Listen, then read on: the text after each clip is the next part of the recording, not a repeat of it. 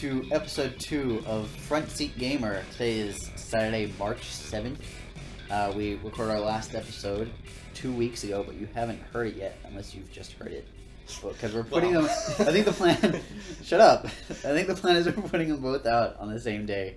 Well, because the first one's not as good as... Hopefully this one will be. Whoa. Hey, we say the wrong name like 8 times. Oh, yeah. Oh, by the way, I'm Nick. Here with me is Blake. Hello. And Severn. Hey. If you haven't heard this before, which I'd be surprised if you're starting on episode 2, we talk about video games, but we talk about video games from the perspective of development and fans, because we are both developers and fans of video games. There's been a lot of news this week, but before we get to that, it's been GDC this week. But what have you been up to? Because I've been basically following the Magic the Gathering spoilers all week. Wow, cool, man. Yeah, it's really cool. Shut up. Yeah. No, I'm really enthusiastic for you. I can tell. So many new coasters I can use. I hate it so much. He uses Magic cards as coasters on his table. It makes me sick. So what's up, man? It's basically off. All week I've been following the Magic spoilers, thinking about deck potential. What about you? I've been watching a lot of Adventure Time. Yeah? Which we just talked about a little bit, and you said you've never watched Adventure Time. I think I've seen 2, maybe 3 episodes. I just got Netflix. And they've got like a bunch in there, so I just been watching that. And Netflix is cool because it auto plays the next episode, so I can just sit there and let the Adventure Time roll over me. Have you ever had it play for so long that it questions if you're still awake? Yes. Yeah, that's all bad the time. Sign. That's a really bad sign. That's when you're meant to stop watching. It's actually annoying because I'm in the middle of an episode and I'll be like, "Bloop, are you still watching this?" It should be like, we have a hospital on the line. Should we call them? Are you okay? How about you, Svern? I haven't been playing anything too much. I did go flying on Whoa, Monday. Did I tell you guys about that? Holy flying? Shit. Flew a Cessna. Wait, really? Yeah. What? Yeah, that was pretty cool. But in a video game, right? No. Up and around Auckland. Went around Rangitoto. Wow. And actually around the city a little bit. Wait, have you been doing this for a while then? No. This is the first time? Yeah. We picked up, Grab One. Yeah. They had a $100 deal for a half an hour trip in a Cessna. You pretty much just sit down in the the actual seat, the driver's seat, I guess. The cockpit. Yeah, but riding shotgun is the guy that would take you out. Yeah, the actual official guy. So he takes it off the ground and lands it and everything. And then he just goes, "Take it." Yeah. Where do you want to go? And then you immediately stare at the ground. He opens the door and jumps out. You're on your own, sucker. It's out at Ardmore, and holy crap! Highly recommend it. Really cool. Yeah. What was it actually like flying? Well, you feel all the wind gust. Yeah. Yeah, every little bit of wind, oh, it will just rock the airplane. You feel that. How easy was it to keep it straight? Did you have really good? To fight anything, the controls are really responsive. You know how how cars, when you drive a car and then you play on like a Logitech steering wheel. Yeah, it doesn't have the resistance. Yeah. So it's awesome, man. It's really responsive. It just feels like it should. Wow. How much training did you have before? None. 0. What? This doesn't seem legal. But it was like, so the pilot I had was this guy called Chris. Took us up, and when it was just kind of a straight point from here to there, he was just like, well, why don't you take it? Man, that's cool. And I suppose he can just take control at any point, I guess. Oh yeah. Well, you don't immediately get control and then just let's do barrel rolls. Nothing like that. So it was really cool. $100 compared to what is it, $30 to go up the Sky Tower. Man, I think it's more than 30. Yeah, I think it's like 50 or something. But the view I had from that Cessna, looking over you look over the tower. You see all of Auckland. You can see cars driving around. That's so cool. Yeah, but you watched Adventure Time. I read about Magic cards, so we all have pretty cool weekends. So I mean, who had the better time? Yeah, really. Well, no video games though. Thank you for crapping all over us. Sorry. It's alright. So GDC this week. Yep. Lots of cool announcements. GDC is interesting. It's when you compare GDC to E3, it's a totally different vibe. Have either of you been to GDC before? No, I haven't been to the New Zealand one. Right. E3 is crazy, and everyone's blowing money on giant booths, and there's showgirls everywhere. E3 is more like consumer based, right? Like it's like a giant attention grab for your product. Yeah, whereas GDC feels very much like the game community coming together. Yeah. And as a result, you don't really get crazy game announcements, but you do get interesting game development announcements, like the business models for Unreal Engine 4 and the announcement of Source Engine 2. Oh yeah. So let's talk about that a little bit. Yeah, man. So who else announced an engine? Well. We have Source 2, Autodesk with Stingray. Oh yeah. I didn't really look into that. What was the deal with Stingray? You know, they only teased it. I didn't think they. I actually think because they fired first Autodesk. Such a battle, and I think because Unreal came out with that amazing offer, everyone was like, "All right, I guess we're just gonna say we've got an engine and quietly walk away." Because that seemed what Valve did as well. Like they just came out and said, Source 2 is going to be available and it's going to be free. Yeah. And then Gabe Newell dropped the mic and like. So let's give our listeners a little bit of detail in case they don't know about this. Basically, Unreal Engine 4, it used to be that you'd pay either a licensing fee or you'd have to give a certain amount over money earned, I think. I think it was over something like $100,000 or something like that. Yeah, and it was quite a large amount that you had to start paying them. Right now, it's down to the gross total over $3,000 earned.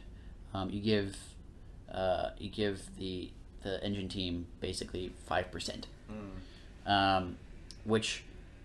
If you are a studio with 4 people, or even 10 people, 5% is not that much, right? It's not at all. You'd be paying a lot more to have someone build you an engine, and it would take a really long time, and you'd have all of the nightmares of having your own engine that we know about. So that seems like a really good deal. However, if you are a major studio, 5%, is probably several employees. Yeah, it can be a lot. If you're expecting revenue over like $30 million, which for a small developer isn't necessarily isn't necessarily achievable, or at least predictable. But for like a AAA studio is almost a requirement. Then it's actually really expensive. That seems to be why. Quite a few AAA guys have been focusing on their own in-house engines, like Frostbite from EA, and I don't know what. Frostbite Ubisoft does. EA does sort of shop Frostbite around a little bit, but yeah, you're right. But it's like everything they do now is like with the power of Frostbite, blah blah blah. I do think larger engines are pulling away from the off-the-shelf Unreal. Yeah, everyone seems to be developing. Well, all the people that can, I guess, are making their own engines. What was the order made with? Was that their own thing? Yeah, I couldn't tell you. Probably their own thing. Yeah, I think Sony must have something just floating around Sony Studios. And what is it? Bethesda's got that id Tech. Oh yeah. And I don't know if they've still got Gamebryo floating around. Well, Gamebryo wasn't theirs, I don't think. That was just some middleware they licensed. Yeah, but they've been using that for forever. And Gamebryo had shut down, and they were still using it. Let's not talk about Gamebryo. Rest in peace, Gamebryo. So also, Valve announced Source 2, but I think it was just basically an announcement that it exists. They said the only requirement I heard about it was that any game made in it has to come out on Steam. Right.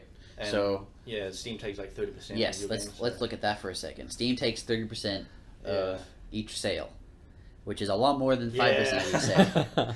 But say you went with Unreal, and you're giving also 5%, and you want to be on Steam, and you're 35%. So it kind of is better to go with. What Valve has done is really clever, because if you're a developer and you're making PC title, you you're probably not going to make more than 30% of your sales off of Steam anyway. So you're not. It's not like you're giving up necessarily a huge amount for the cost of the engine. However, it does mean that you are less like people and the developers in general are less likely to publish things away from Steam. So it's Valve's way of securing exclusive development rights. I think it's very interesting. Yeah, but also kind of sketchy. They can still put it out. Like they did say, it has to be out on. It has to go on Steam, but they're free to put it out on anything else as well. Right. Okay. You know, you got to wonder: do they even allow you to build out to other platforms? Oh yeah, it might. You know what I'm might saying? be so like constrained with their engine. Yeah, you can build it whatever. Yeah. It just comes out in this specific format that only Steam can read. Who knows? Because you they have to get a whole other third party just to be able to get it out on PlayStation. Well, they haven't said enough about. No, they really haven't said anything. Yeah. Apart from that, and from what I hear, they teased it a whole bunch as well. Didn't they have a? The announcement was on the 3rd of the 3rd at 3 p.m. Makes it sound like another Valve Half-Life. Really 3, ripping into you. Yeah. Well, it could be anything 3. They haven't released a 3 ever in their entire.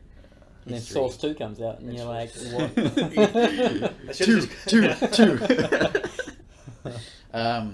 But it's interesting to hear the Source 2 announcement for Half-Life fans, because if you look at the original Source engine, the flagship title was Half-Life 2. Yeah.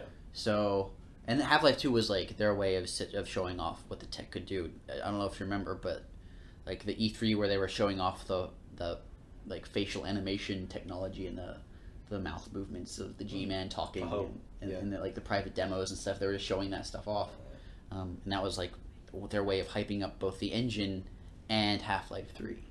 So it's not unreasonable to see something like that potentially on the horizon, I think. But cool announcements, I think. Definitely. Especially on the engine front. Yeah. Has anything else come out of GDC that you guys are interested in? There's a lot of VR stuff.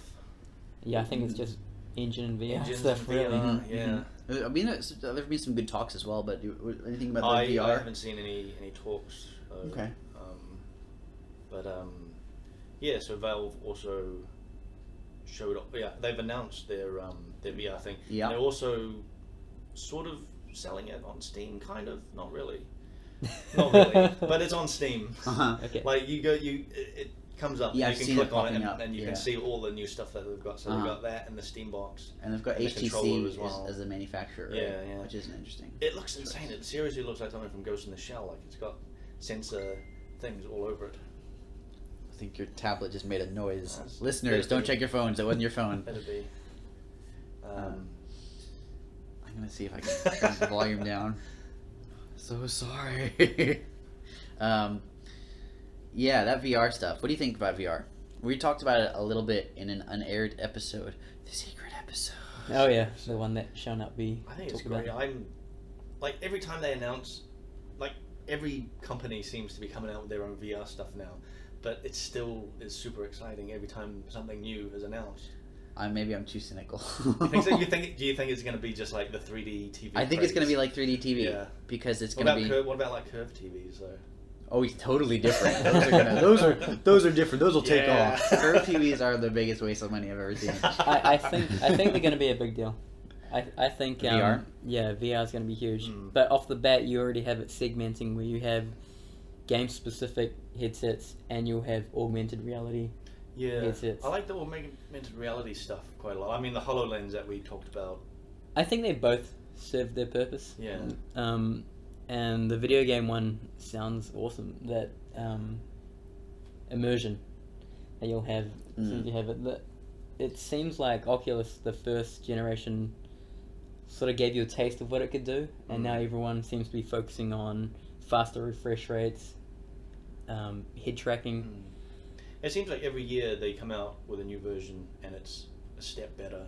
Yeah. You know. But now it's got like, I saw the one that they announced. Now it has like inbuilt audio, so it basically is completely covering your head now. Yeah. See, you mentioned immersion, and I think that's really what the VR strength is. You know, immersion is obviously going to be awesome once they have it, but that's not what a game needs necessarily. It depends on the game. It enhances it. Right? There are very few games that I think benefit from immersion of that level. If you're talking, so it basically has to be a first-person game, right? And the most popular first-person games are shooters, and those require you to have pretty fast reactions. It requires like fast movements, precise movements, and there's not really a good control setup for a first-person game that uses VR, because you can't.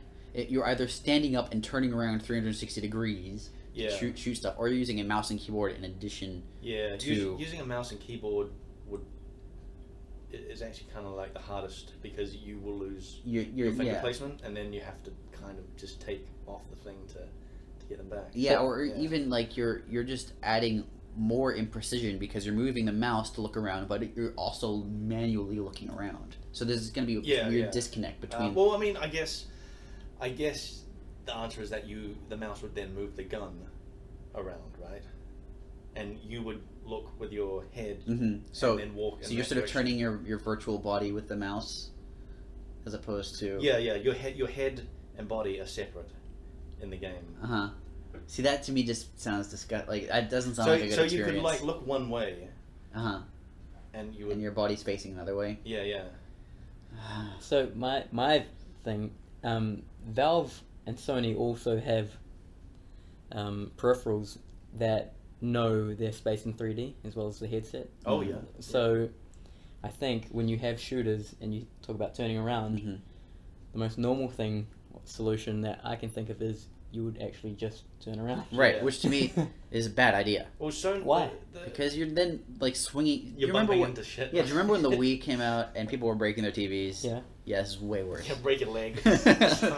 You're literally like, instead of like swinging vaguely at a screen, you're literally walking around with a mask on, unable to see anything. But that's just plastic around. What you would have to do to play it. It would be like how you had to play the Kinect. You had to clear out space. You would have to clear out a meter square around you. It would be like I have to go into my padded game room now. See you later, guys. Holodeck, man. It really is. I think it was the Valve one, right, that said they had up to like 15 square feet of motion sensory stuff, so you kind of can completely stand up and walk around. See, that's not. It's cool. I hear that and I go, but it's like, that sounds cool, but totally impractical. Yeah. Yeah. So VR. I don't know. It's getting. I'm optimistic, but also cautious. I think it has to go that way. I think video games. Yeah. But what about just for things like watching a movie or something? You've got a TV. Yeah. Yeah, but you can have like the full. Then I feel like I'll be missing action. Yeah. Now, well, that means you have to have like a 360-degree camera, right? No, you don't need a 360-degree camera. You just need it to be like it would be. Oh, okay. Maybe you would be. It would feel a little weird because it would be like watching IMAX from the front row seat. Yeah, that sounds like a bummer. Yeah. I think the best use case in terms of like games is probably an Amnesia style horror survival game where reactions aren't that important. Exploration and feeling that claustrophobia. There's been some really cool indie horror games for Oculus. A lot of stuff that is like Slenderman-ish. Like things move when you're not looking at them. That's cool. Yeah. Okay. That kind of stuff is like, I think that kind of stuff is really cool. Yeah, I see. I can see myself wanting to play that, but that's a pretty niche category. I don't know that it needs an entire, very expensive peripheral for it. But I mean, that is something that the peripheral does enhance a lot. Sure. Yeah. Well, time will tell. It could be awesome. It could be a giant gamble. What do you think of the HoloLens type stuff then? The augmented reality stuff. Yeah, I that sounds cooler to me because at least I'm aware of my surroundings. Like I'm less worried about bumping into you just seeing glass stuff table that's not or there something. everywhere. Yeah, well, there are people like that already. So, ooh, that would be cool. Someone should make like a schizophrenia simulator. Yeah. That would be weird. Ooh. I'm copywriting that idea, listeners. You can't make that game yet. That's my game. All right. What else? Anything else from GDC? You want to talk about? No? No, nothing noteworthy. Okay. Just Unreal's a good deal. Yeah. That's what I've been spending the last couple of days. I think it's a good deal for like small to medium developers. I think. Sure. I think for even like a developer of our size. Yeah. I'm not even sure if it's necessarily a good deal. Yeah, I don't know. I really don't know. I think it also depends a lot on the project. If you're just selling a game, and there's sort of like a theoretical cap on the amount of revenue you can make. I think it's cool. I think it's quite interesting that Unreal is seriously going after Unity. Because we've installed it, and when you start the launcher, right there it says Unreal for Unity developers. Yeah. So you go through a tutorial. You'd go through a tutorial of like the differences and stuff like that. It's fascinating to me that also that it is going after Unity, because Unity to me feels like the small dog. Yeah, I know. It's weird, right? Maybe Unity is way bigger than I thought. I think they are. They've got to be. I mean, they're like all over the games industry, but I mean they're all over the indie people use that quite a lot. It struck me as like thousands of small developers, which maybe that adds up to a lot.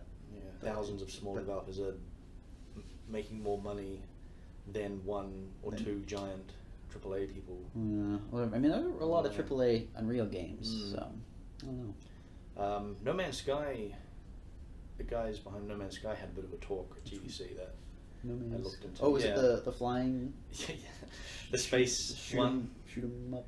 This is the shoot everything. Universe exploration thing. Yeah. The randomly generated planets. Yeah. So they talked a little bit about their procedural stuff, and they're really hush hush about it. They talk about it in very vague terms. They call it they call it a math box that they've created that they feed assets into, and then it takes those assets and procedurally generates more assets from them.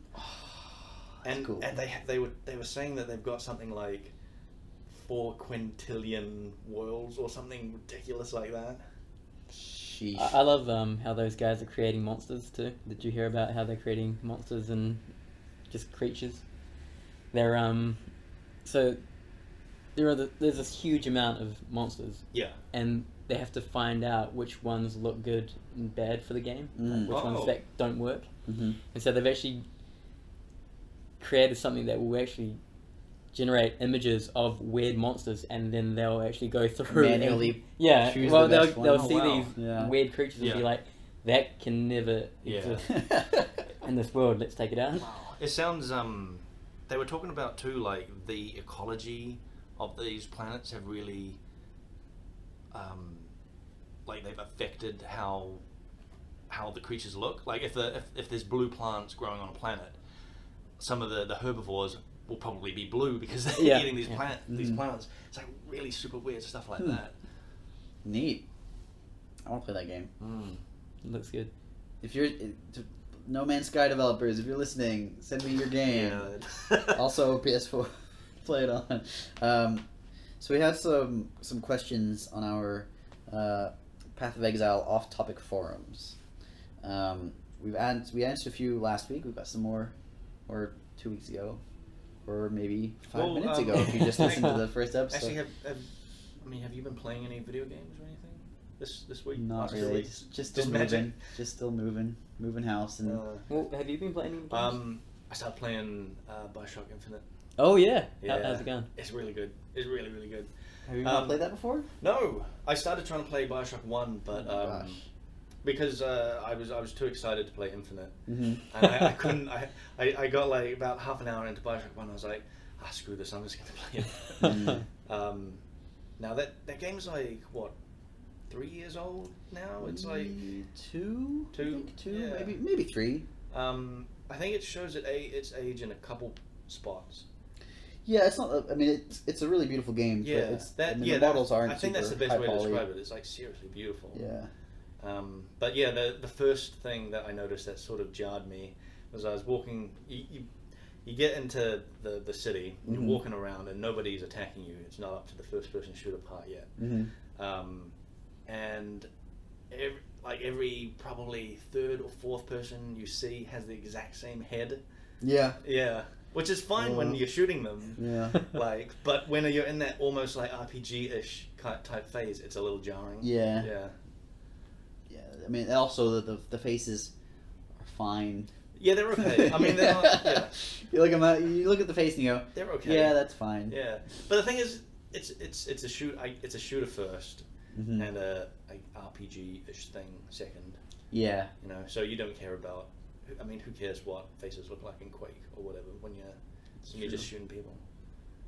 Sometimes they're giant eyeballs, like in Quake. Yeah. Just giant eyeballs with roller skates. What would you call their art style, if you could? Awesome. Really? No, I don't. I don't know. How do you mean, like? Big heads, small waists. It's sort of. I mean, it's not really cartoonish, but it's more. It's less realistic. It's definitely not Pixar. It's exaggerated. Exaggerated. Yeah. Yeah. I really loved the architecture of that game. When you're first landing on that city, and you see like the bell tower, and you see when you first step out and you see the rest of the building sort of sliding into place and walking in. Just gorgeous. It's really cool. Yeah. They're really good at showing you where you need to go. Like you have your mission stuff that's like get to what is it, like it was like Monument Island or something where Elizabeth is, and the first thing you see, well, not quite the first thing you see, but the first thing you see when you enter out into the open city is Monument Island in the distance right in front of you. Yep. You know, and they've done that. It seems like a couple of times when it's like you need to go to here. Yeah. You'll see the island with a big sign. Basically, in some cases, there's a big neon sign that actually says what the island is. And you're like, I need to go there. A giant arrow that says "Go here." Yeah. But it's just kind of cool because it makes it feel like a full world. Yeah. You know? Like if you're in the city here in Auckland and your mission was to go to the Sky Tower, you can see the Sky Tower and you can head towards it. You know? So that's actually really important for those kinds of games. Journey does it. Grand Theft Auto does it.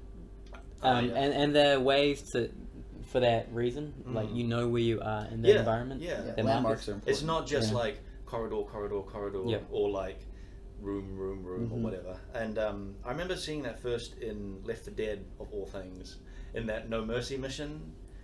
You get down into the street and you see because you go into the hospital or something, and you see the hospital there that says like No Mercy in the background. You're like, I'm going over there.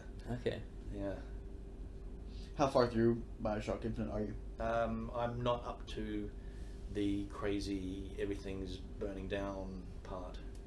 So do you know much about the game? I don't spoil anything. I picked up vague things here and there about like parallel alternate worlds and stuff. But yeah, I don't know any. I don't know how it ends. Okay.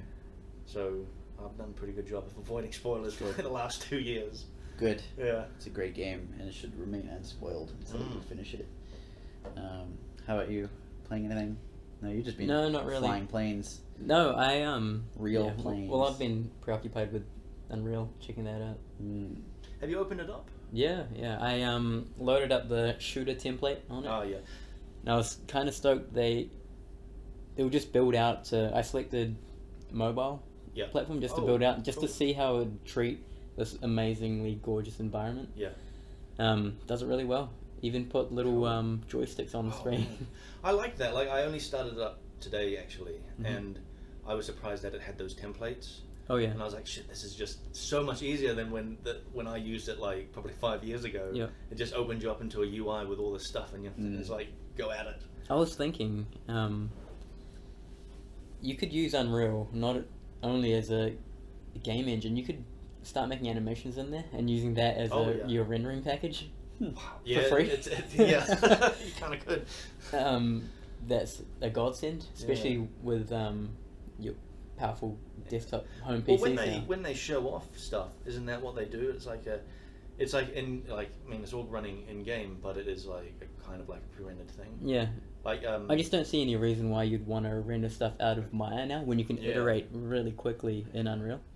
unless you're going super ridiculously, I don't know, detailed. With unless you're ILM and you need ILM? 16 passes. Yeah, you need industrial lights and magic. Right, sure. Mm-hmm. Did you see the Unity blacksmith demo? You'll have to remind me. There was it was basically that. It was basically a cutscene, but it was all running in game stuff, and it was like this big Nordic-looking blacksmith dude. Oh wait! At the start, are there hovering rocks? Yeah. Yeah, I saw it at the start of What do you think of that? Looks good. It's where all the engines are going. This physically based rendering type rendering. Yeah. When you say physically based, what do you mean? I've only read a little bit about it, but it's almost like white light is made of all color channels, and if it hits a green surface, the other colors of light will be absorbed into it. And it reflects just the green. Yeah, so it's doing that for everything. Interesting. That seems to be the way to go. Yeah, I'm really excited for the direction that graphical technology is headed in. It's a little bit intimidating to see how beautiful some of these games are getting. You just think, like, at what point does it cap out? I saw because you linked me that was it Asset Dump or something on. Oh, the order. The order, yeah. Oh crap! They're fucking their matchsticks, man, have got have been gone through ZBrush or something. It's ridiculous. They're matchsticks. Yeah, they're matchsticks.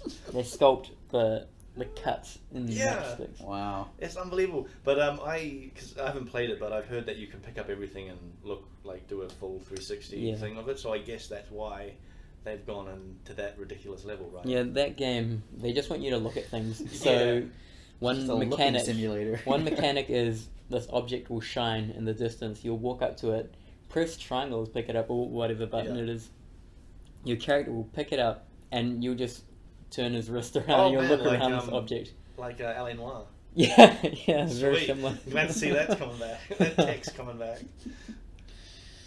Sweet. So we got some questions from our off-topic forum from quite a while ago, actually. Sorry about the delay for anybody who asked and is now listening. Oh yeah, it'd be like 4 weeks ago, maybe. Like a million years. In internet time it is. Yeah. Do we want to ask this question from Tony first? Sure. Or okay, so Severn's friend Tony, who good friend from Wellington. Okay, hi Tony. Never Tony met from you. Wellington. Don't know who you are. Big Tony. Big T. T-Dog. What's up, T-Dog? He is interested to know from each of us who we respect and relate to, and if we have any stories about them. This is a tricky one. Blake, do you want to kick it off? Oh, really? Yeah. Blake looked seriously confused, and Severn just threw him under the bus. So I don't know. It's bad because I feel like I should have someone that I relate to and look up to and want to emulate, but I kind of don't. Yeah. Like you mastered it. You mastered everything. I just look in the mirror and say, "That's the guy." Right here. I don't know. There's definitely people like Ken Levine. I think is pretty cool. Tim Schafer. Yep. It's awesome. That's it. Yeah, that's the whole list. Tim Schafer. End of list. I mean John Carmack, but he's on like a completely different level. Yeah, he's something else. I mean, he's like I wouldn't even dream of trying to emulate anything. I mean, for one thing, he's a programmer and I'm an artist, but but yeah, just the fucking I don't know, genius that he is. I think I can appreciate that. Yeah, I can see that. Yeah, I definitely would number Tim Schafer and Ken Levine amongst mine. Tim Schafer's origin stories are always really interesting as well, like how he got into game development and how games like Monkey Island were made. Like, originally they were just putting in like dummy dialogue. Oh, yeah. Because they thought, well, it would get the writers point. will fill this in. For now, we'll just put in whatever makes us laugh.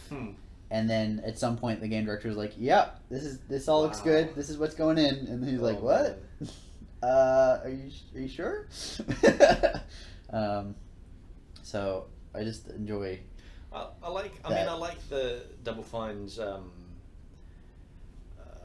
I don't know what you call it, evolution over the last few years. They've definitely had an interesting progression. It used to be they were making AAA console titles, and that was obviously unsustainable for them, and so they changed, and now they're making these interesting. I'm a little annoyed because I backed Massive Chalice, and they sent me a key, but it says that the key is already being used. Ooh, that's bad. Yeah. Have we talked to them? No.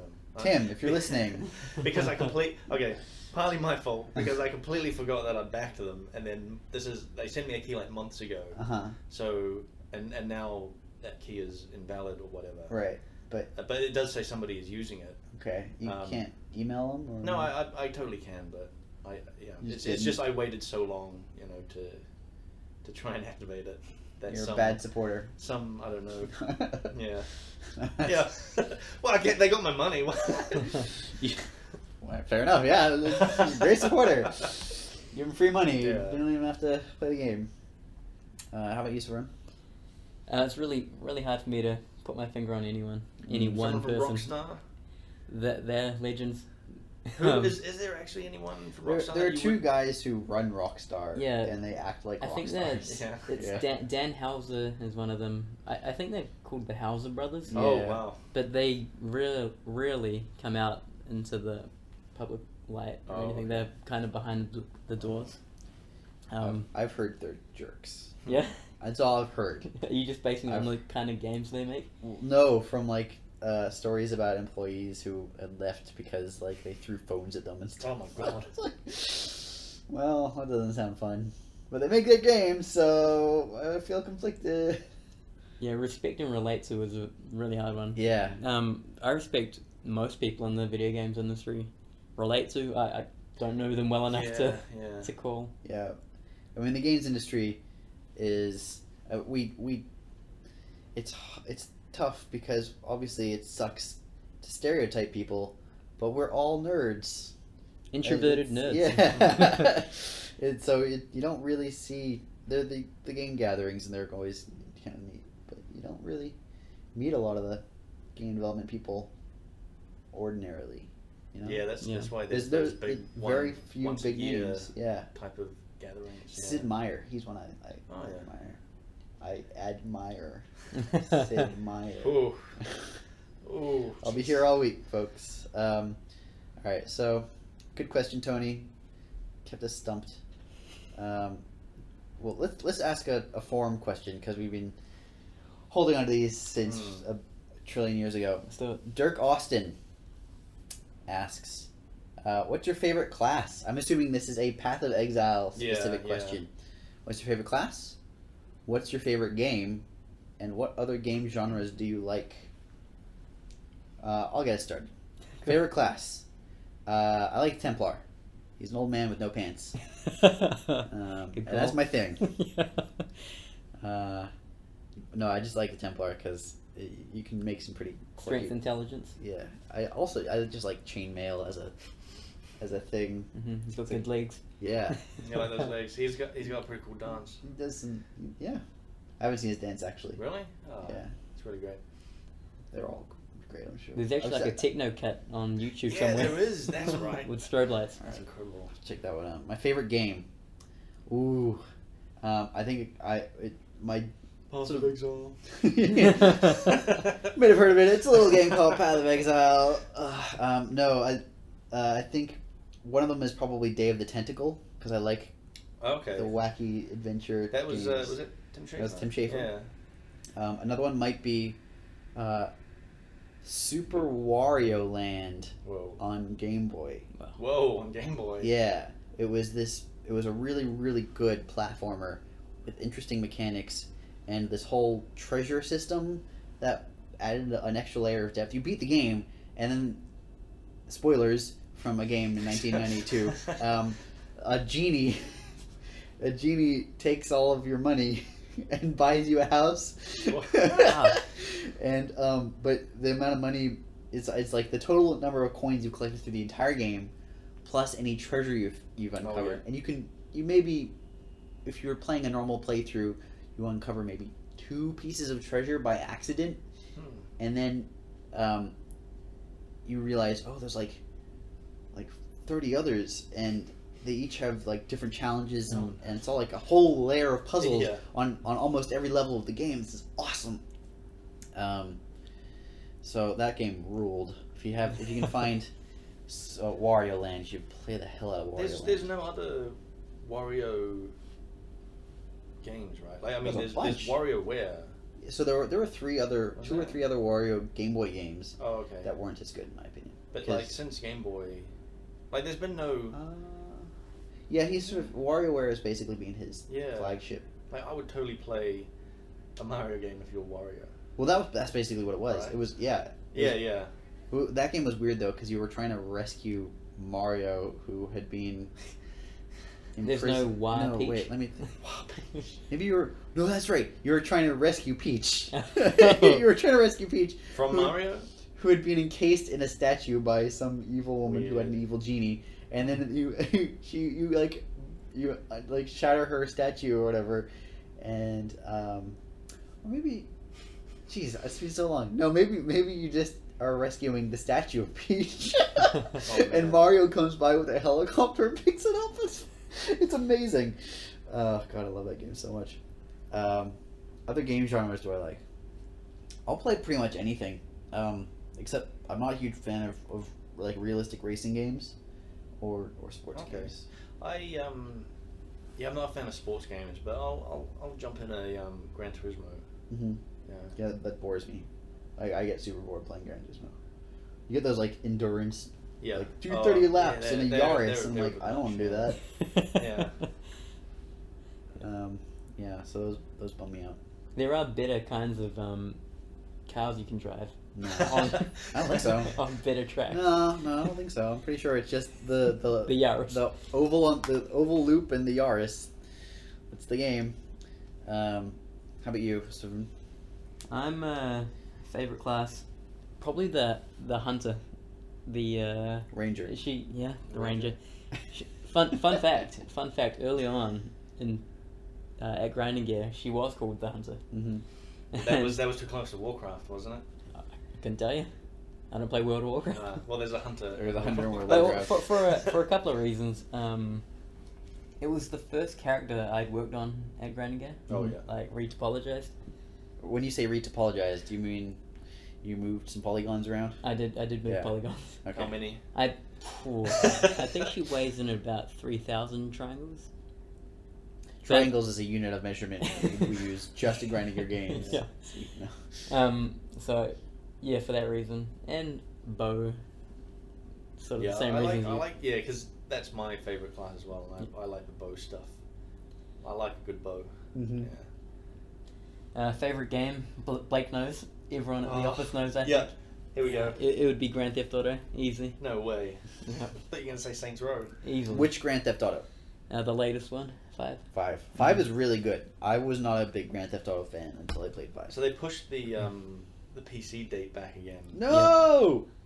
But why? Get a console and play it with the rest of us, No. and you'll be fine. You get a console and play with the rest of us. He does. Good.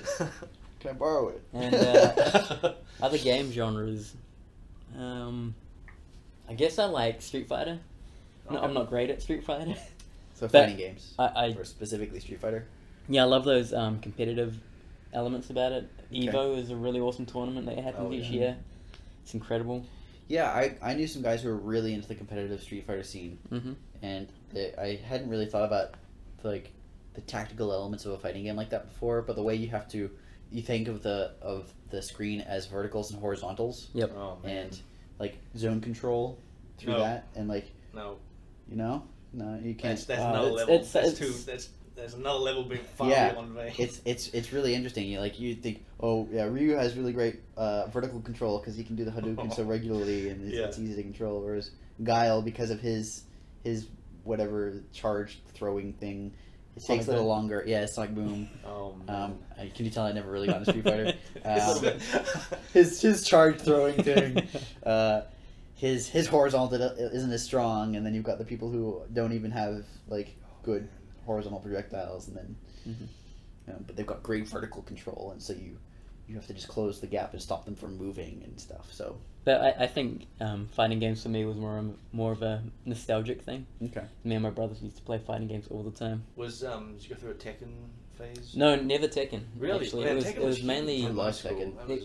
It was mainly Mortal Kombat when that came out, and then Street Fighter was always in the background. Yeah. And over the last couple of years, there's a YouTuber called Vesper Arcade, and he has a tutorial of Street Fighter 4, and he just breaks it down, and it's so technical. There's so many things in the background, like option select and all this really good stuff. He just talks about. Did you ever play Smash Brothers? No, never. Oh my god, I love Smash Brothers. Your love of fighting games, is that why you hate Dive Kick? Yes. Yeah. And I like Uncharted type games, the third person adventure. Mm-hmm. I guess third person is a really good way of making video games. So big fan of those. You can't. Well, nice set pieces. VR ruins third person, right? And that's okay because I've got a perfectly fine TV at home. Unless you make a third person game with VR, where you're a guy standing behind the guy. Well, Kane and Lich has a third person camera that acts as if it's a person holding a camera running behind. Oh. Do they get tired? Is that jarring? I don't know. I've never played it, but I've seen it. Like, I haven't heard good things about Kane and Lich. No, neither. Apparently, the second one was really good. Can tell you. Where he had shaved head. Okay. Shaved head tech. Was that what was the premise of that game? They had like 24 hours to live or something weird like that. You're thinking of the movie Crank with Jason Statham. And Crank 2. There was a guy who had a head in a jar and. You're thinking Futurama now. All right. Yeah. What about you, Blake? Yeah, I like the Ranger. Ranger's awesome. Yep. I'd agree with you. The thing is, I should probably play other classes. Like, I hear the Witch is like really cool, and I reckon I would like the Witch quite a lot. Which is pretty good. I hear a lot of good things about the hybrid classes. Okay. Your Templars, yeah. I've tried playing a Templar, and it was pretty tough for me. I like the range stuff. Like, I'm always into fighting at a distance. Yeah. That's the man's way. Yeah. Stay as far away from the action as possible. And run away when they come close. Yeah. And then as soon as they turn their back, throw Where's stuff. the cry button? Yeah. So people might get angry at me for saying this, but the reasons I don't like the Templar is because his model is very outdated. Oh. It's very old. Well, yeah. And he's a bitch to deal with. Oh, man. Rigging armor onto. Yeah. He's just very problematic in a lot of areas. Well, for example, I think, isn't he, because he's like left-handed. Oh yeah, that's it. That causes all sorts of problems when you're like trying to like attach weapons and armor. Then everything ends up upside down and stuff. Yeah. Templar causes a huge number of problems whenever we're like doing new skills or new items or whatever. The Templar always has to be like triple checked by everybody involved. What like number character was he that was made? I couldn't tell you. I wasn't there with the initial run. Oh, okay. I just know that when we got the chance to redo them, it was Hunter, Witch, Warrior. Okay. And then Ranger. Oh yeah, Ranger, sorry. Witch, Warrior. Yeah, and then we Marauder, not Warrior. What are you? Sorry. Screwing me up now. What company do you even work at? I'm sorry. That's all right. Well, okay, Blake. Favorite game? Besides Path of Exile. And World of Warcraft. World of Warcraft is not my favorite game, even though it's probably the game I played the most. Might be in the same boat as you in that regard. I don't know. I really kind of don't have an all-time favorite game. Okay. I just sort of go with my favorite game lately. What's your favorite game at the moment?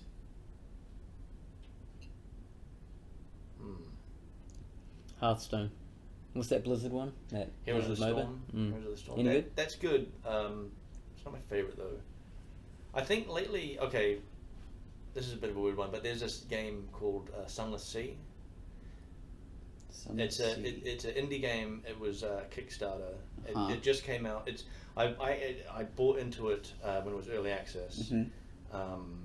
Carl's actually been playing it from work. Carl from Grinding Gear. Yeah. One of the game designers. Yep. And I asked him, because I'd seen that he was playing it, I asked him, is this a good game? And he's like, come over to my computer and I'll show you. That's the underground one, right? Yeah, the giant world map of like a whole bunch of islands. So I guess he showed me the map on that. I was like, that's a cool map. Yeah. So the premise is that London in the, I guess it's like the 1800s, like turn of the century, fell into a giant cavern. Of course. That, that has a giant sea in it. And that's why it's called Sunless Sea. Yeah. And you're a Z captain, because a lot of the S's are Z's in that game. You sure? And you sail the Z. And it's a top-down game, but it's heavily text adventure as well. So you hire your crew and you go along in this boat top down. You're fighting monsters and stuff in real time, and then you come into ports, and then you have like a text kind of adventure of like you choose where to go and you do different things, and you've got a bunch of stats that like affect things. Yeah, I think there's a browser-based game by the same developer called Fallen London, which is like the precursor, right? Yeah. Are they from the UK? Is what's going on here? Fallen London looks heaps like the old Facebook games, I think, like Mafia Wars. Yeah, like it's way more depth, though. Because I played it a little bit, and there's like way more options, but it does have that sort of that UI. Old interface. But Sunless Sea was the last game for quite a while that I would be at work and thinking like, okay, when I get home, I'm gonna have 6 solid hours to play this. I wonder if I can how late can I go to bed and still wake up okay? Holy hell! Yeah, yes. And it was not, and that was like before it actually came out properly. And a good quarter of the map was just like the islands were black because they hadn't put in any art for it yet. Okay. Yeah. So that's your favorite game. So at the moment, yeah. But then, having said that, I haven't played it for like 4 weeks probably. Well, what other game genres do you like? I really like grand strategy games. Theft. Grand strategy theft. Like Civilization, Empire building games. I really like them. I've been playing a game called Endless Legends recently. That's the fantasy one, right? Yeah, that's a fantasy one. I've heard it's really good. I'm really liking that. It's got this cool look to it that is like the opening of Game of Thrones. Like everything looks sort of clockwork. Yeah, clockworky kind of stuff like that. Okay. So they're copying off Game of Thrones. It's blatant rip-off. Yeah. Playing as the and when you build stuff, they come up out of the ground, and it's really cool. Your house Tark, and you have to beat the Lannisters. Yeah, and I like Civ and all them. I haven't played the latest Civ though. The Beyond Earth. Yeah, I played a lot of that. Yeah. Is it how does it stack up to Civ? Okay. Last one? So like 80% of the game is awesome, and I'd say like 80% of the game is better than or on par with the expansions for Civ 5. But the win conditions are the biggest bummer in the world. Yeah, they suck, and it makes me hate the game. What do they have different win conditions in normal? They all involve multiple steps, and like usually it's like you have to either get this research or build these things or find these things on the map. Okay.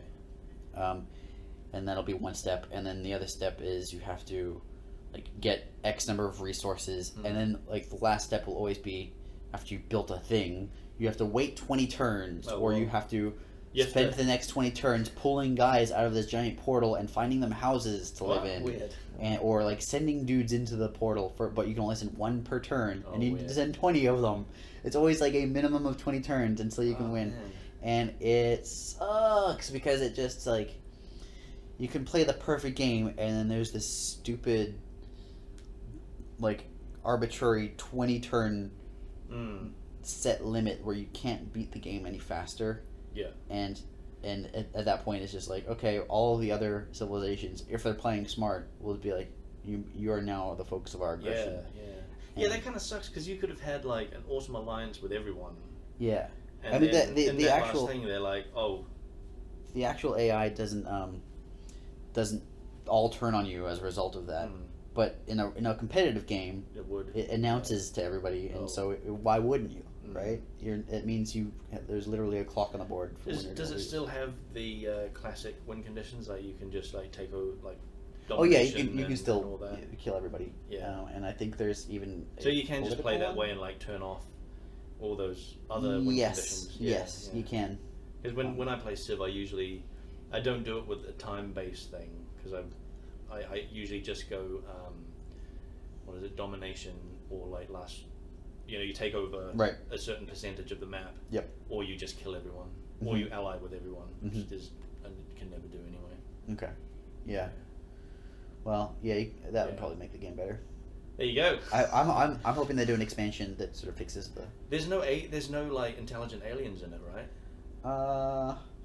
No. It's sort of like Alpha Centauri had mind worms. I was kind of bummed out when that, because I was expecting you'd land on a planet and then you have to deal with the civilization that's already there. No, not and so you're much. Kind of like this weird invading force. Yeah. And like the aliens are the enemy, but you're actually invading their planet. There are like native like aliens that and they'll mess your stuff up. Like giant worms that will just ruin bases.